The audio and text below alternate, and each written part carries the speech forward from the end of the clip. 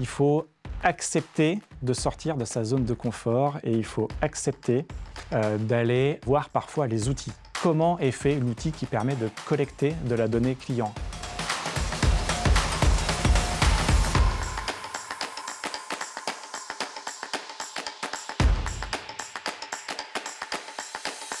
Les illuminés du droit, bonjour à toutes, bonjour à tous, très heureux avec Open Law, le droit ouvert et les amis de l'Ami Liaison de vous accueillir sur ce plateau pour des profils qui sont originaux parce qu'ils ont fait du droit, ils sont sortis de ce métier, mais avec tous les avantages qu'ils avaient dans cette formation, se sont épanouis, ou alors ils étaient extérieurs au droit et ont trouvé ce monde étrange avec de nouveaux codes. Eh bien là, Benjamin Trouillard, vous êtes dans cette deuxième catégorie. Bonjour Benjamin. Bonjour Stéphane. Très heureux de vous accueillir. Alors vous êtes ingénieur, alors école de commerce à grande tendance ingénieur, je crois. Oui, voilà, c'est ça. J'ai fait du coup un master dans une école de commerce, l'ISC Paris, avec une spécialisation du coup dans tout ce qui est système d'information. Donc, comment effectivement on va être en capacité de gérer des projets de transformation plutôt par le prisme des outils.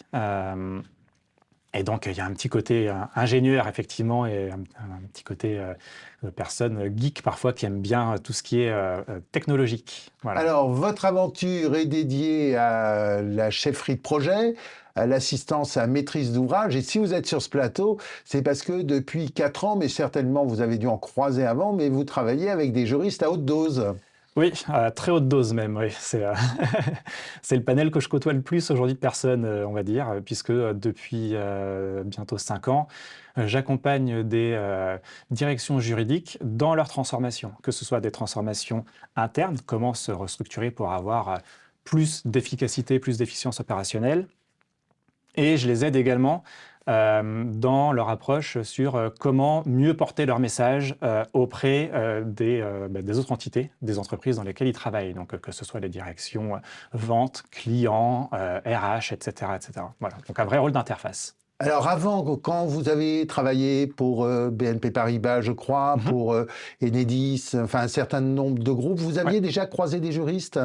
Alors, oui, mais pas pour travailler directement avec eux. En fait, ce qui s'est passé, c'est que j'ai commencé ma carrière vraiment dans la gestion de projet SI, ce pourquoi j'avais été formé en sortant d'école de commerce. Et j'ai eu la chance, en fait, de progressivement migrer, enfin, passer de la gestion de projet à la gestion de programme. Ouais. Et qui dit gestion de programme, en fait, dit de plus en plus des problématiques de stratégie et de transformation.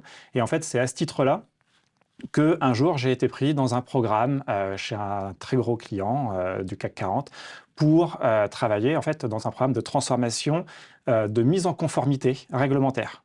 D'accord, donc des problématiques type RGPD, des choses de ce type-là sur de la data client que vous aviez certainement croisé dans les autres univers. Oui, voilà, c'était en fait, j'avais été amené dans le cadre de la mise en place de certains outils, d'être confronté à des problématiques réglementaires. Donc, j'avais ces connaissances de base-là. Oui, dans la banque, en général, c'est assez rare qu'on n'ait pas ça. Dans la banque, c'était notamment en fait tous les mises en conformité suite à la crise des subprimes, sur laquelle j'avais accompagné plusieurs clients. Donc là, il y avait de la réglementation et je pense que ça a servi ensuite effectivement chez d'autres clients où on m'a dit, voilà, on se rend compte qu'aujourd'hui, on est à risque sur un certain nombre d'enjeux réglementaires. On a besoin de quelqu'un pour nous aider à nous mettre en conformité d'une manière, en fait, non pas à détruire notre business, parce qu'en fait, quand on se met en conformité, il y a toujours le risque de dire on arrête de faire plein de choses et si on fait rien, c'est sûr, on n'est pas en danger. Ou alors, en fait, comment en fait, on peut mieux faire les choses pour en fait, gagner d'un point de vue business tout en étant conforme réglementairement. Alors, on est entre nous. Ça fait comment de travailler avec des juristes? Alors moi, personnellement, je trouve ça super intéressant. Et pourquoi? Il y a la capacité, quand on travaille avec le pôle juridique, d'avoir une vision holistique et transverse des choses. C'est-à-dire que concrètement, précédemment, quand je travaillais par exemple à la BNP, j'avais été amené à travailler avec un pôle RH et donc il n'y avait que des problématiques RH.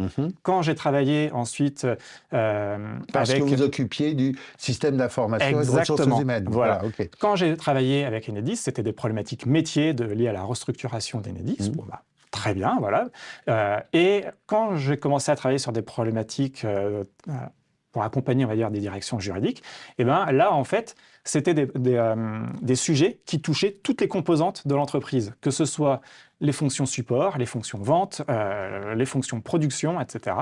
Et c'est la première fois, finalement, que j'avais la capacité à avoir une vision 360 de ce qui se passe dans une entreprise. Et ça, je l'attribue directement au fait d'être positionné côté direction juridique qui, d'une certaine manière, chapeaute l'ensemble. C'est-à-dire que quand on a une loi qui est édictée et que, en fait, un groupe doit se mettre en conformité à cette loi, la loi, elle ne vise pas à réglementer en particulier une équipe. Elle vise juste à traiter, là encore, de manière holistique, un sujet. Et en fait, c'est ça que je pense apprécier particulièrement dans ce que je fais à l'heure actuelle avec des équipes juridiques. Alors, la matière, c'est sûr qu'elle est transverse, comme la fiscalité, il n'y a pas de limite. Mais après, les gens, les juristes, souvent, ils font un petit peu peur aux opérationnels parce qu'ils coupent les cheveux en quatre, parce que... Alors, vous avez peut-être des équipes juridiques qui sont différentes, mais ça fait comment de travailler avec les juristes? Disons qu'ils me donnent beaucoup de travail parce qu'il y a un grand gap, finalement, entre les messages qu'ils veulent passer et la manière que les équipes avec lesquelles ils travaillent, donc les équipes qui doivent recevoir ces messages, comment elles perçoivent ces messages-là. Parce que, c'est-à-dire, assez souvent, il y a des règles qui font peur, qui paraissent assez nébuleuses, qui sont édictées par les équipes juridiques. Et du coup... Non, par les législateurs. Peut-être aussi, on va dire qu'ils ne sont pas forcément toujours aidés. Ouais. Mais effectivement, quand toutes ces policies sont édictées au niveau groupe, elles sont en général assez accueillies avec réticence ou inquiétude par les équipes opérationnelles qui se disent « Oh là là, qu'est-ce que je vais devoir arrêter de faire ?» Finalement, en travaillant avec pas mal de juristes, je me suis rendu compte que bien souvent, il n'y a pas un risque, on va dire un écart si grand que ça entre ce qui est demandé par l'équipe juridique qui dit en fait finalement attention, il y a certaines choses qu'il faut revoir sur telle thématique et la partie business qui, du coup, va tout de suite se mettre sur la défensive et se dire « Ok, il faut que j'arrête de faire plein de choses ». Non, parfois, ça peut être simplement des petites adaptations. Et bien souvent, ça peut être l'occasion de revoir, en fait, certains process pour gagner de la valeur. Moi, j'ai rencontré un certain nombre de projets sur lesquels on est parti, en fait, d'une réglementation qui pouvait sembler contraignante et on est ressorti, en fait, de la mise en place de cette réglementation par des gains d'opportunités, de nouvelles opportunités business et des équipes business qui finalement repartaient de là très contentes parce qu'elles avaient été d'une part sécurisées et d'autre part elles avaient le droit de faire de nouvelles choses. Donc ça c'est lié à la personnalité des juristes avec lesquels vous travaillez qui décodent en fait l'agenda législatif et les contraintes pour les rendre un petit peu plus sexy pour les opérationnels et arriver à faire le business. Vous avez quand même une race de juristes qui est bien orientée peut-être. Alors j'ai des juristes qui, c'est vrai, n'ont pas peur d'aller comprendre les problématiques du business. Oui. Et je le vois au quotidien, il y a certains juristes qui, je pense à tort, restent parfois un petit peu dans leur tour d'ivoire à tout simplement transmettre presque, j'ai envie de dire, bah voilà, il y a telle réglementation, telle directive, je vous la communique. Et c'est comme ça, pas de discussion. Voilà, et donc en fait, personne n'est vraiment plus avancé par le travail qui a été fait de juste passe-plat. Par contre, quand je travaille avec d'autres juristes qui, eux, cette fois, vont faire l'effort de se dire « Ok, j'ai telle nouvelle réglementation qui arrive, j'identifie pour mon groupe des impacts dans telle équipe, telle équipe, telle équipe. Est-ce que, Benjamin, on peut aller les voir ensemble pour comprendre quelle est la manière, en fait, dont toutes ces équipes vont être impactées par cette nouvelle réglementation et comment on peut faire, en fait, pour maximiser, en fait, la mise en place de cette nouvelle réglementation. Et ben, là, déjà, il y a, d'un point de vue état d'esprit, quelque chose qui est très positif parce que en fait, la personne ne se dit pas « voilà, on va juste faire passe-plat ». Non, elle se dit « ok, je vais aller voir comment je peux procéder à une mise en place la plus efficace possible pour la fonction que j'ai identifiée comme étant impactée ». Et là, la problématique tuyau, ne m'en voulez pas, c'est vraiment d'arriver à tout faire pour que toute cette partie contrôle interne, régulatory, compliance, on l'appelle comme on veut, respect de la loi, hein, tout simplement, elle soit en fait intégrée dans les systèmes que les métiers manient, et votre rôle finalement est à la fois tech, mais à la fois aussi très humain sur les comportements. Alors en fait, ce qui est assez intéressant, c'est qu'au gré des projets qu'on a pu gérer, donc avec des fonctions juridiques, on s'est rendu compte que bien souvent, il y avait des responsables d'application, des responsables de processus métiers qui, par eux-mêmes, anticipaient et se disaient « j'ai entendu parler de ça, donc en fait, je cherche déjà à me mettre en conformité par moi-même avec ce que j'ai pu entendre aux infos au JT de 20h. Ouais. » Voilà. Et très souvent, c'est fait malheureusement pas très bien, et c'est fait avec un côté « je ne prends aucun risque et donc tant pis, je perds des opportunités business. Je n'exploite pas tout ce que la loi me laisse à exploiter. » Quand on est dans cette situation-là, on est content d'arriver avec la direction juridique et de dire « non, en fait, on va pouvoir t'ouvrir un certain nombre d'opportunités parce que la loi, elle te laisse un champ d'action qui n'est pas exactement celui que tu croyais, mais ça reste un champ d'action intéressant. » Là, c'est super. C'est des gens finalement qu'on rend assez heureux. On a l'autre cas de figure qui arrive aussi, hein, c'est des gens qui sont forcément ennuyés par les réglementations qu'on met en place, qui vont chercher un petit peu à les éviter. Et donc là, il faut mettre en place des processus pour que ces gens-là n'échappent pas à notre vigilance. Et c'est pour ça qu'en fait, chez un certain nombre de mes clients, on met en place des processus où tous les projets du groupe doivent être validés par une série de personnes, donc des architectes d'entreprise, les équipes cybersécurité et les équipes, par exemple, privacy, lorsqu'il s'agit d'un projet qui touche à de la donnée personnelle client. Voilà. Et c'est qu'une fois que tout le monde a noté son tampon, que le projet peut voir le jour. Oui, ça veut dire qu'il y a une culture d'entreprise, en tout cas dans les clients que vous servez, qui est très collaborative et qui est peut-être au-dessus de la moyenne, non ? Alors cette culture, je dirais qu'on l'a mise en place en démontrant qu'on n'était pas là pour les embêter, mais qu'on était là pour les aider.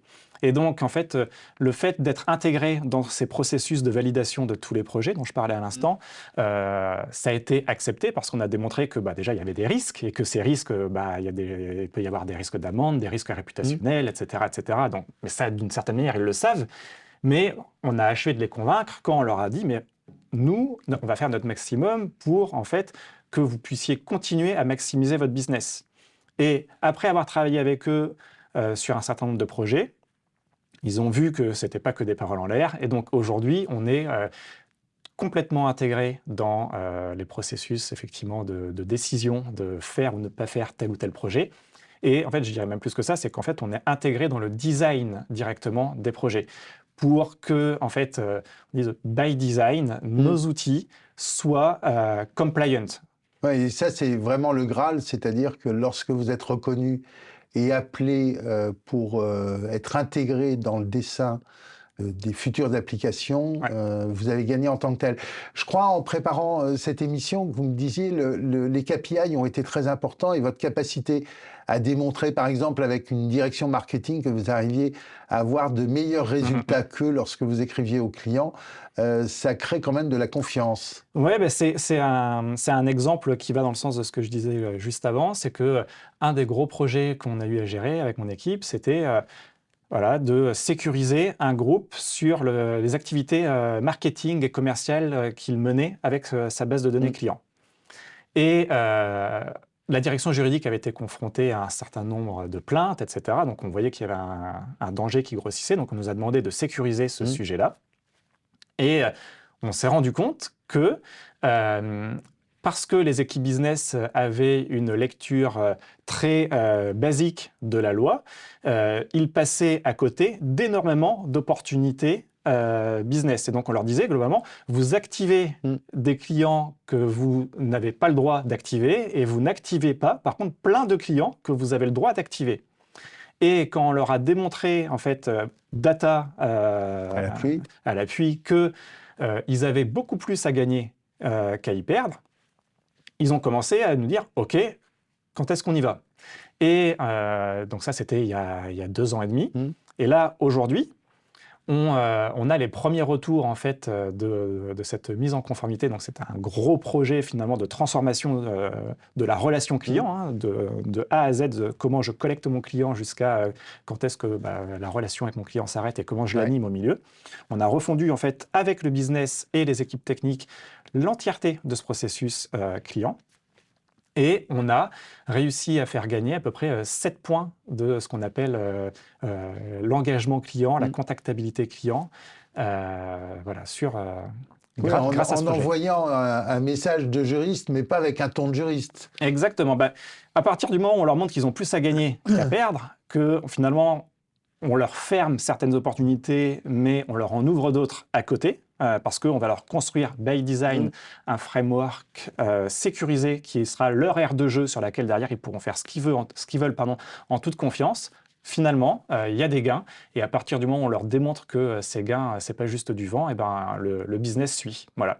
Et pour faire ça, il fallait avoir une équipe de juristes, pour le coup, qui était prête à travailler avec de la data, qui était prête à prendre le temps de calculer l'impact de ce qu'on proposait, et bien leur en effet, parce qu'aujourd'hui, ils sont extrêmement intégrés dans les processus métiers du groupe. Voilà. Alors, comment on les trouve, ces juristes? Parce que ce n'est pas naturel à l'éducation de l'université que d'utiliser, même aujourd'hui encore, la data, la connaissance, un minimum de technique de l'ingénieur, la gestion de projet. On n'est pas très nombreux à l'enseigner à l'université ou en école d'avocat. Vous les mettez à niveau quand vous les rencontrez? Comment vous faites? Bon, après, je pense que ça dépend quand même avant tout des gens. Il y a des gens qui vont avoir l'appétence pour aller toujours plus loin, enfin au-delà de ce qu'on leur demande de faire. Et clairement, il faut avoir cette appétence-là pour se dire je ne vais pas faire que du droit, je vais faire entre guillemets du droit appliqué. Et oui, la curiosité dont parle souvent Boris Paulin. Voilà. Et là encore, état d'esprit. Quand on va accepter que quelqu'un qui n'y connaît rien au droit comme moi va se permettre de donner peut-être parfois 1 ou 2 conseils pour dire là, est-ce qu'on n'a pas un peu de marge de manœuvre sur tel ou tel sujet? Est-ce que ça te va si jamais on passe un peu de temps pour analyser d'un point de vue data, BI, etc., tout ce que tu es en train de me dire avant qu'on le communique au business, ce qui veut dire accepter de prendre plus de temps sur certains sujets. Mais pour avoir un impact ensuite plus fort. Et il y a eu certaines personnes qui n'ont pas toujours été très réceptives à ça, mais elles ont fini par être convaincues finalement quand elles ont vu en fait les résultats qu'il y avait à travailler avec d'autres de cette manière-là. Prendre plus de temps pour avoir de meilleurs résultats, ça se vend encore ça? En fait, de la même manière que on vend aux équipes business une approche différente de la loi. Il faut accepter en tant que juriste d'entreprise de vendre à sa hiérarchie qu'on ne va pas seulement faire une policy, mais en fait on va travailler, pourquoi pas, un framework intégré qui intègre du coup by design cette policy. Après, là encore, ça va dépendre des personnes du coup qu'on aura dans notre ligne hiérarchique, mais moi j'ai eu la chance en tout cas chez mes clients d'avoir des personnes réceptives là-dessus. Oui, donc, plutôt au niveau de la direction générale, de la direction financière. Voilà, des directeurs juridiques qui ont poussé effectivement à ce qu'il y ait des programmes de transformation du métier, du business qui soient gérés par le légal. De prime abord, ça peut paraître surprenant, mais ça a été le cas, ça a vu le jour, et ça a été plutôt un succès. Qu'est-ce qui vous ferait plaisir aujourd'hui? Qu'est-ce qui vous manque avec les juristes? Alors, aujourd'hui, ce qui est pas toujours évident avec les juristes, c'est qu'il faut accepter de sortir de sa zone de confort et il faut accepter d'aller voir parfois les outils. C'est-à-dire qu'aller voir les gens, aller voir le responsable marketing, aller voir le responsable client, ça a été une première étape. Et ça se fait plutôt bien maintenant que c'est passé dans les mœurs. Et ça se fait très bien maintenant. Prendre le temps, par contre, d'aller voir comment est fait l'outil qui permet de collecter de la donnée client. Comment est fait l'espace client sur un site Internet. Ouais. Et voir ensuite comment, finalement, la collecte de données pourrait être améliorée C'est-à-dire, ah là, finalement, ma loi, je fais checker 8 checkbox, alors que moi, légalement, je vois que 2 seraient suffisantes. C'est avoir cette volonté-là d'aller se dire, finalement, je vais proposer encore plus loin une intégration de ma vision légale et en fait une optimisation de comment les requirements légaux sont intégrés dans les outils. Ça, c'est quelque chose qui est encore assez difficile parce que ça veut vraiment dire sortir totalement finalement de sa zone de confort, de ses habitudes et rentrer dans le métier de quelqu'un d'autre. C'est apprendre à faire du PERT, c'est apprendre à faire tous ces éléments-là, en fait, qui sont là le début des sciences de l'ingénieur, finalement. D'une certaine manière. Alors après, moi, je dis ça parce que je suis à mi-chemin entre les deux. Donc, en fait, c'est faire en permanence le ping et le pong entre ces deux équipes que je trouve très intéressant. Et c'est pour ça que j'aurais tendance à les inciter à y aller. Et c'est ce que je fais au quotidien. Et ce qui est intéressant, c'est que pour les personnes qui ont fait l'effort de le faire, aujourd'hui, c'est devenu des experts reconnus dans la direction juridique. Et régulièrement, c'est des personnes qui, en fait, sont appelées dans des réunions, on va dire, de stratégie globale du développement du business. Et en fait, ils sont là pour dire attention, là, vous êtes en train de rêver légalement, vous partez sur des terrains glissants, ou non, vous êtes bien. Et donc, en fait, ils gagnent la confiance de leur partenaire côté métier, et ils gagnent un rôle, finalement, privilégié auprès de ces gens-là. Donc, je pense que dans le cadre de leur progression professionnelle, ils ont tout à gagner à aller sur ce chemin, parce que le business va venir les chercher, en fait. Parce que le business, il ne faut pas croire, ils ont faire un projet pour qu'au moment de le déployer, on leur dise « Ah ben en fait, désolé, tout ce que tu as fait, c'est pas conforme, il faut le jeter à la poubelle ». Ils n'ont pas vraiment envie de ça. Donc, quand on gagne la confiance de ces gens-là, ils viennent nous chercher. Voilà. Sans minimiser vos talents, en fait, ce que vous dites, c'est si les juristes voulaient s'intéresser un petit peu à ce que j'ai appris moi en école de commerce, ce ne serait pas stupide? C'est entièrement ça. Finalement, il ne faut jamais oublier que la direction juridique, elle est là en support d'un business. Et donc, pour supporter quelque chose, je pense qu'il faut le connaître du mieux possible. Oui, ou alors, pour passer de support à opération, il faut être dans le business. Complètement, voilà. Belle promesse, Benjamin. En tout cas, merci beaucoup d'être venu parler avec passion de ce métier. Merci encore de nous avoir suivis. Et puis, on vous retrouve très vite pour les Illuminés du droit avec Tiffaine Dieny, Hervé Vanrier, l'ami Liaison, et puis, bien entendu, les amis d'Open Law. Bye bye.